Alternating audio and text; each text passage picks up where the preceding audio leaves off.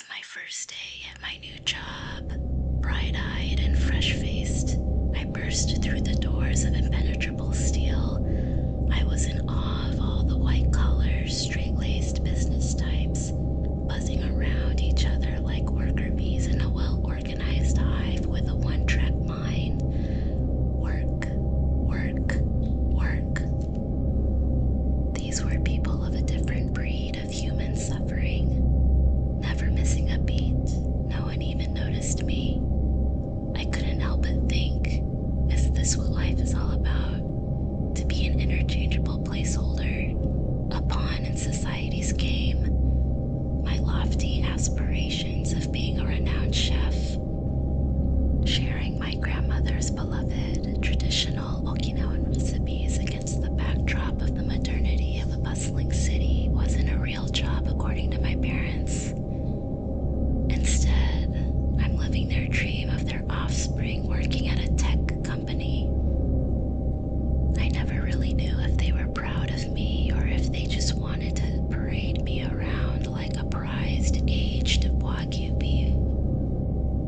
My parents made sure I knew how hard they worked to give me a better life, yet the only time they took an interest in what I did to keep myself alive was if it tarnished the family name.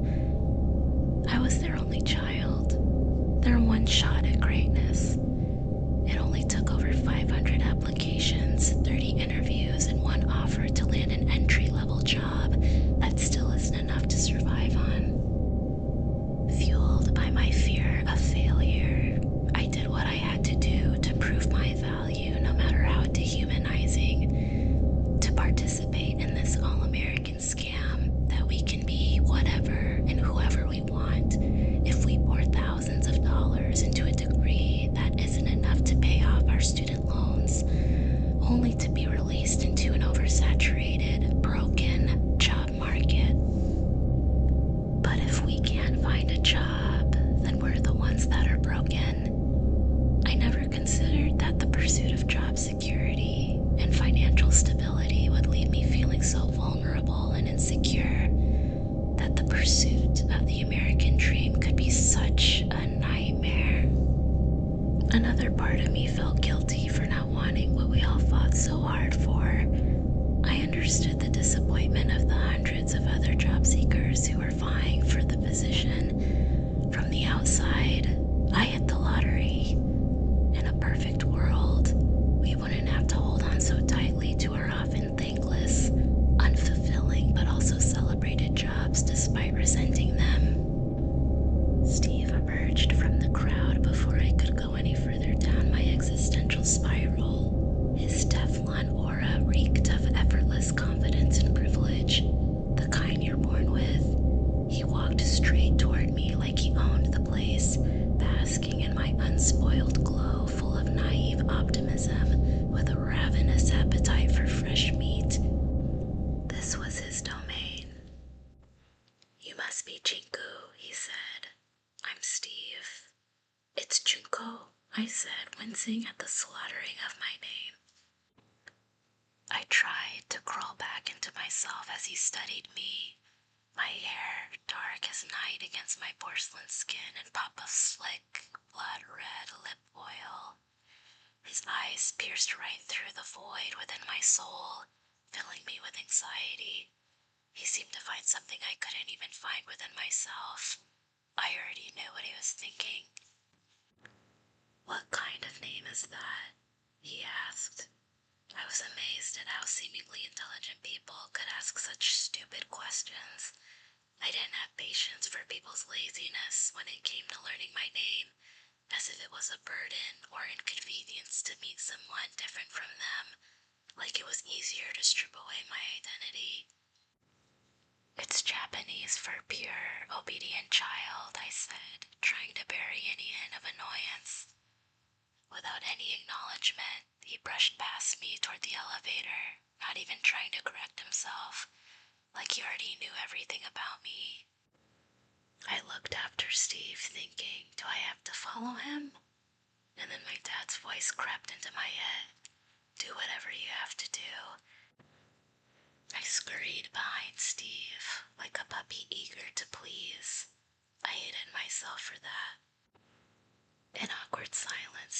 to swell, filling the elevator as Steve's hand hovered over the buttons.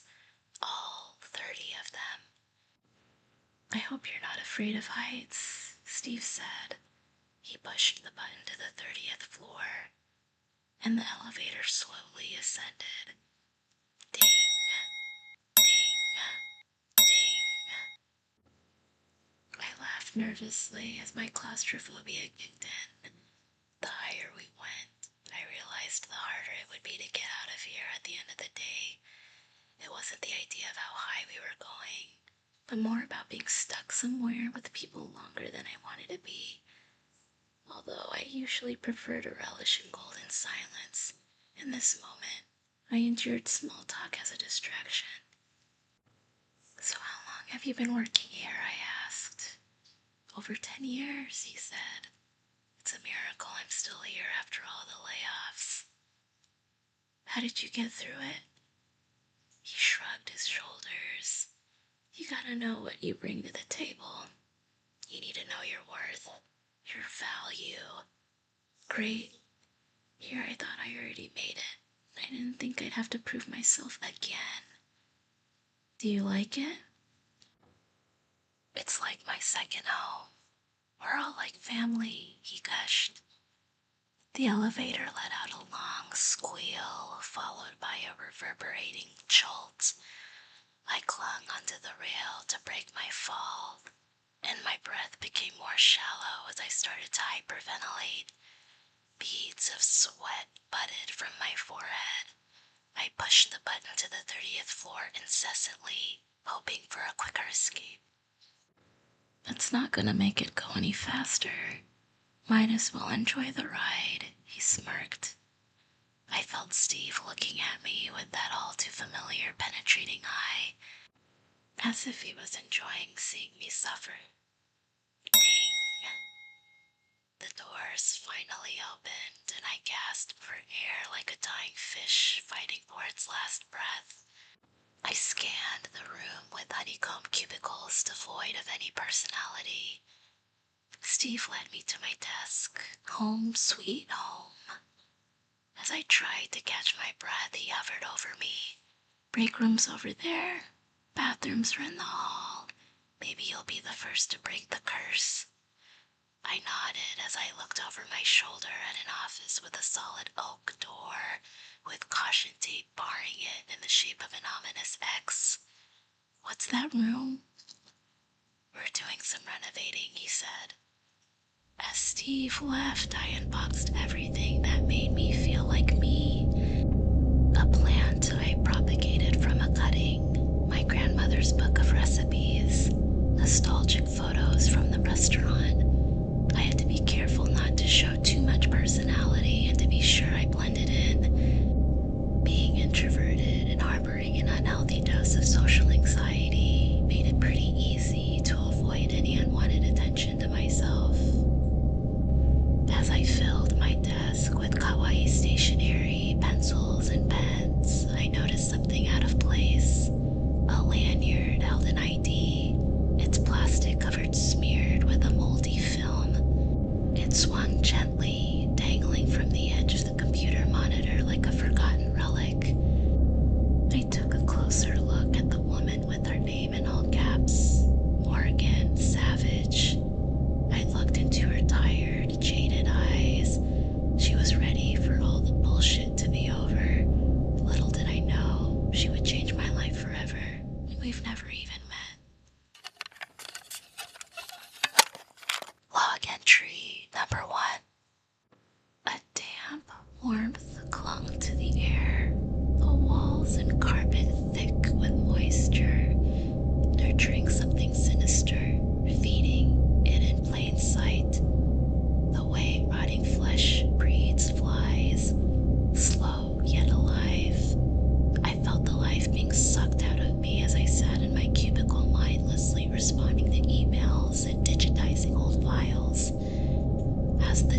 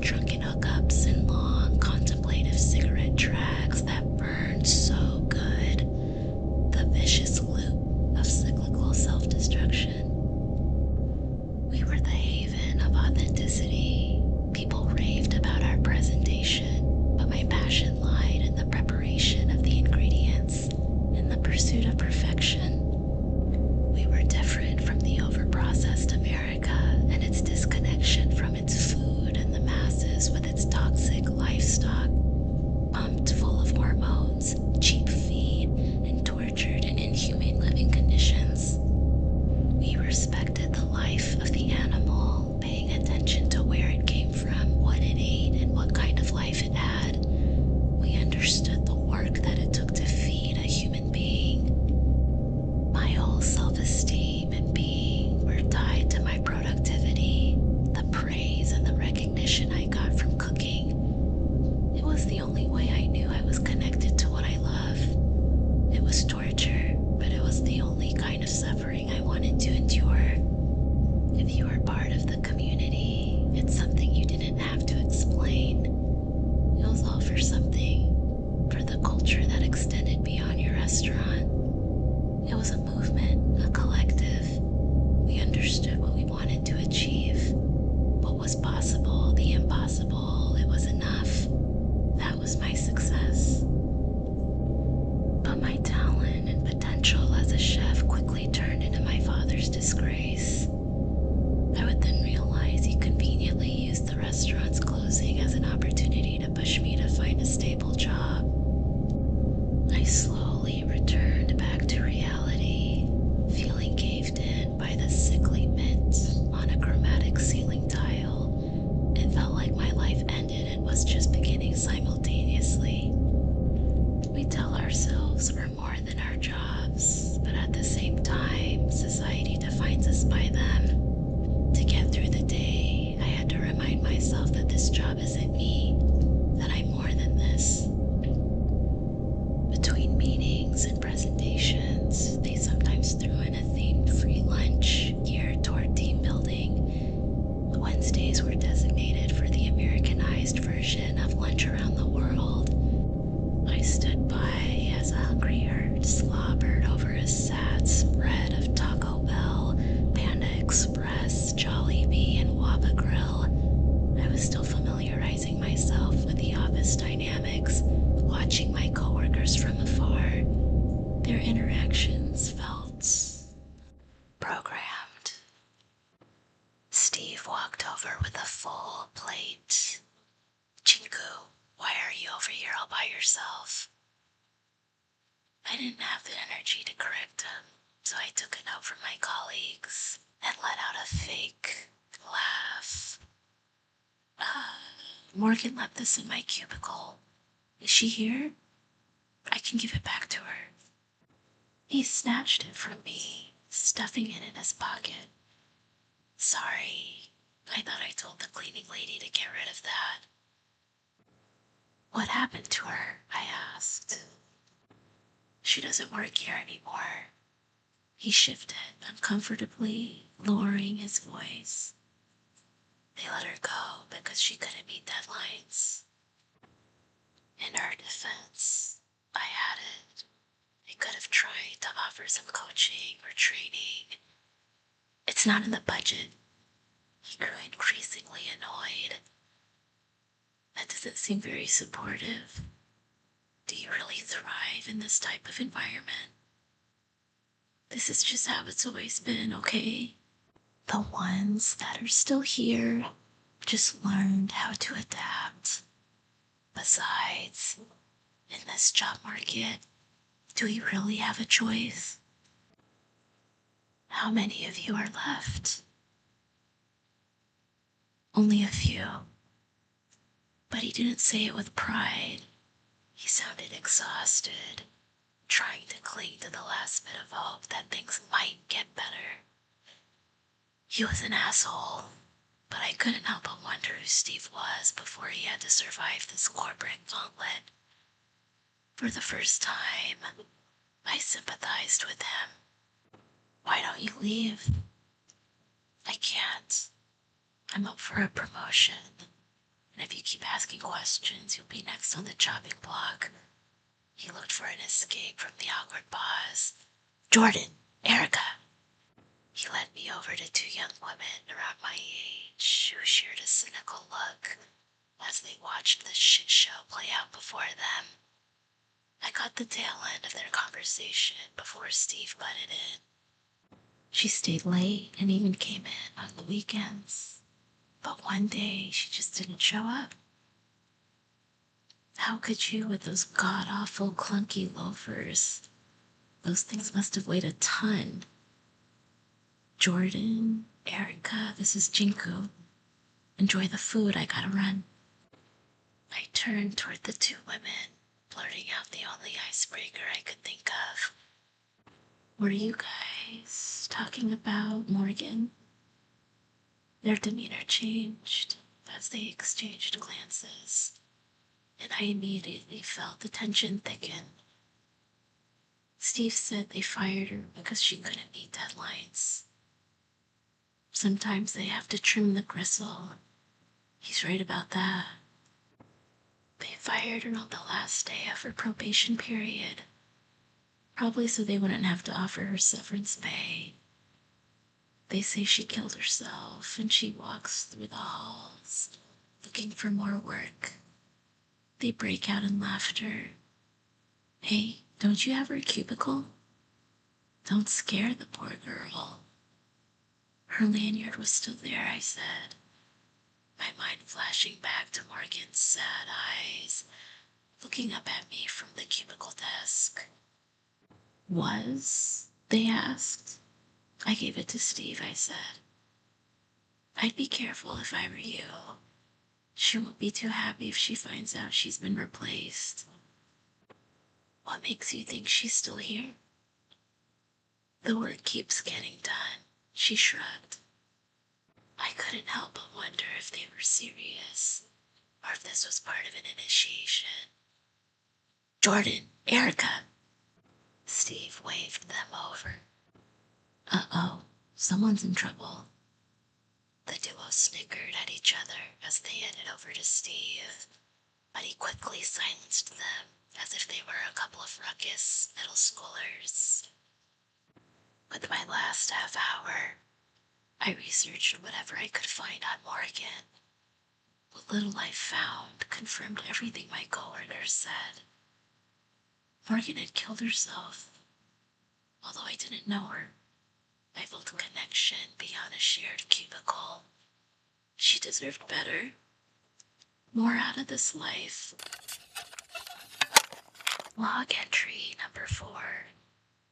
I thought I was done for the day when Steve approached. I might call it a day and start fresh tomorrow, I told him. Oh, you can't leave yet? But it's 6 o'clock. Steve placed a pile of folders on my desk, and my heart sank as the feeling of burnout crept in. This is what it must feel like to be company property, to have your identity and autonomy slowly being stripped away, to be overworked, overprocessed, undercompensated, to be livestock. It was in this moment that I rejected the idea that being a salaried employee was the better option when I had to work longer hours with no overtime, increased stress levels, and no work-life balance. The thought of starting my own restaurant sounded more and more appealing. As soon as I paid off my bills, I could try to get my new restaurant concept on its feet. I recoiled as Steve grabbed a piece of my hair and twirled it around his finger. Stop fighting it. Before you know it, you'll be here for as long as I have. I shuddered at the thought. He continued, You know you're lucky. You're still young, pliable, easy to work with, eager to please. You still have time on your side. I bumped into Jordan and Erica as they were packing up to leave for the day. Hey, sorry about earlier. I didn't mean to get you in trouble. No worries, it was nothing. But they looked at each other as if it was obviously something. See you tomorrow, I said with a lingering tread. Are you heading out? I have to finish a few things. I lowered my voice. Does this happen a lot? They gave me a look. Does what happen a lot? Like staying late. Something's changed within them. Their eyes now dead and flat with an eerie smile plastered on their face. You should be proud. It's a badge of honor. They headed to the elevator. Don't let the Morgan bite. I plowed through the stack, I could feel a decline in my immune system, coupled with a cough. I sneered long and hard at the last few. A big fuck you. I hadn't planned to stay late, so I was lucky the lunch I packed for myself originally was still in the refrigerator. I ventured to the back room to detach myself and reclaim my identity through one of the only things that provided me comfort: food. But even the dank, leaky break room reminded me of my lowly status. As I opened the refrigerator, I got a waft of what was left of lunch around the world. After what felt like an impossible game of takeout Tetris, I finally found my bento box. As I opened it, I relished in the familiar smells that reminded me of home. Gone were the days I went into hiding whenever someone came near me as I ate what some might call my stinky Asian food. When I was younger, I was bullied for the bento boxes my mom packed for me, but since then, I've grown a deep appreciation for the food of my heritage. The stinkier and more pickled and fermented it was, the prouder I became. I noticed soppy footprints caked with grime as I closed the refrigerator door. I crept closer, a foul smell of sour rot hitting me in the face. I noticed a Tupperware sitting open, its half-eaten remnants strewn across the refrigerator shelves. I retched, disgusted by the thought that one of my coworkers would eat that. Hello? My voice wavered.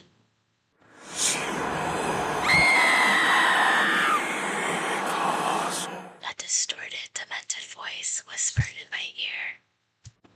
I ran down the hall, into the bathroom, and locked myself into one of the stalls. In my mind, I thought I was safe, encased within the four walls, feeling like this was truly the only place I could be alone. I called my dad, not for comfort, but so that someone knew where I was if something happened to me. My dad answered, "Junko?" To my surprise, I could hear the worry in his voice. "Junko, what's wrong?" I teared up. "I'm having a hard day at work." He clicked his tongue, and any trace of concern evaporated and was replaced by frustration. "We moved here for a better life for you. A good school, a good job, the American dream. Not everyone is as lucky as you." I rolled my eyes. "It's what you want." "Why are you so ungrateful?" "I worked very hard to give you a good life," he continued. "I'm not one of your workhorses," I said. "You're not a child anymore. Life isn't about what we want to do all the time. I just want my dad." "You're too sensitive." He was growing impatient. Before I could retort, I heard someone walking across the bathroom floor. I looked through the opening of my stall and smelled that smell, like it was following me. "Junko, are you listening?" I hung up on my dad as I followed the footsteps toward the forbidden office to quiet my morbid curiosity. I tore down the caution tape and opened the door with endless stacks of moldy manila folders towering over me. I picked one of them up from a pile sitting on a desk and flipped through the paperwork. A signature I instantly recognized was signed at the bottom: Morgan Savage. There was a peaceful hush before the stale air started to stir, the pressure waning. I looked in the mirror hanging on the wall and I saw Morgan standing behind me. Velvety patches of multicolored mold crept across her face like bruises spreading in slow motion, meeting at the intersection of an explosive gunshot wound to the head. It was then I realized where the smell was coming from. I stared deeply into her through the mirror, and it was as if I was seeing myself. I wasn't scared of her. I was scared for her, for myself, for us. My newest fear was being realized right before me. We were a abominations through society's eyes, doomed to work in the shadows for the rest of eternity, to be exploited even after death for the cost of nothing, to not even be able to afford the luxury of a peaceful death. She laid her hand pulsing with active decay on my shoulder from behind, leaned into my ear and whispered, "Wake up." Log entry number 10. I shot up from my desk. In a panic, I looked at the clock. It was 6:13 a.m. Suddenly, Morgan's inescapable putrescence coated the inside of my nostrils, penetrating so deep into my sinuses. I rushed into the bathroom, knowing my coworkers would be here any minute. No matter how much I rinsed my mouth, washed my face, and doused myself in perfume, it was no use. My tired, dark circles seeped through my failed attempt to blend concealer, my eyes jaundiced, my belly distended. I was desperate to sustain any semblance of humanity. There was no use in hiding what I was becoming with my pickled breath. As much as I wanted to blame the odor on Morgan, it was coming from me. As I started to lose my physical body and lose control of my environment, I wondered what would happen if I lost my mind. Would I just melt away into my surroundings where people talked about me as if I didn't exist, like I was already dead? Steve emerged from the elevator. Rise and fucking grind. Our paths converging. He sniffed around me, and although we both knew where the stench was coming from, it was too awkward for him and too embarrassing for me to acknowledge. Steve looked at me with suspicion. "Are you feeling okay? Your skin looks a little gray." "I'm fine," I lied. He grew impatient, wanting to move on to more important things. "Someone complained about the break room being a mess." "It wasn't me." "Well, you were the only one here." "I'll be sure to clean up next time." "Oh, and I was disappointed to hear you don't want to stay late. I thought you were a team player." "I am," I said. "Good." In this twisted game of office politics, I learned the hard way that these people weren't my friends. On my way back to my desk, I caught Jordan and Erica in quiet crosstalk. She left her moldy shit everywhere. So gross. It's like clean up after yourself. I walked up to them in a last-ditch attempt to defend myself. "It was you. You guys complained about me." Erica and Jordan didn't even try to hide what they had done. "It wasn't me. It was Morgan." Embarrassed, I hung my head, making a naive admission. "I thought we were friends." I turned around, and before I could leave, Jordan pointed out in disgust, "What's on your shirt?" I looked behind my shoulder to find a thin layer of mold growing on my shoulder. It wasn't a dream. It was as if I were branded, chosen. I brushed it off as a stubborn stain and hurried back to my desk. From then on, there was a shift in the energy at the office. I began to isolate, keeping my coworkers at arm's length. I knew what I saw. The image of Morgan's cranial crater got me through the waves of fatigue. I finally made it to the end of the day, having worked to the marrow of my bones. I breathed a deep sigh of relief as I powered down my computer, but as I gathered my things to leave, Steve approached with a stack of folders and plopped them on my desk. "We'll need these by tomorrow morning." I dropped my things at my feet, my spirit crushed. "You can't do that." "But you shouldn't have a problem getting those in. You're so deadline-oriented." "Fuck this." I was tired of hearing if we worked hard enough that our jobs would save us.